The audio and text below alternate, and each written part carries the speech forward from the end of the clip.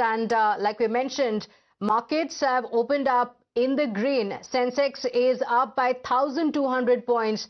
Nifty is also up by 360 points. My colleague Hina Gambhir joins us on the broadcast with the details of the cheer in the Indian markets as well. And Hina, big cheer. Sensex up by 1,200 points this morning. That's right, and what we are witnessing, on the Lal Street is actually positive investor sentiment. The global rally has lifted the investor confidence here in India as well. And like you were discussing earlier with our guest, that it is actually the possibility of the signing of the peace deal finally on Friday, 19th of June. That's lending a lot of positivity to the investor sentiment here.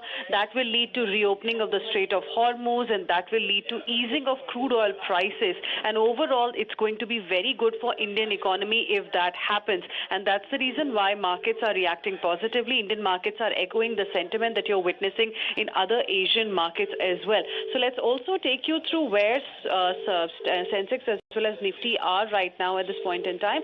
Sensex is seeing a gain of over 1,000 points. It's currently trading at 76,617, and if you look at Nifty at this point in time, Nifty 50 is also seeing a sea of green. It's seeing a gain of over 1.4%.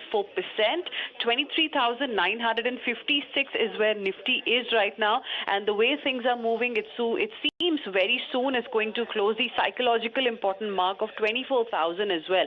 So overall, a great Monday for markets is what I will say. And if things continue, if there is no attack on Hezbollah, on Lebanon by Israel, and if the ceasefire deal is honored, then it's great news for Indian stock markets and Indian economy, and that's what markets are cheering right now. Okay, so it could be not just a great start to the week, but could be a great week, because we're already seeing Brent crude also slipping. Hina, thank you for joining us with all those details. With that, we're slipping into a very short break here. We'll be right back. Stay with us.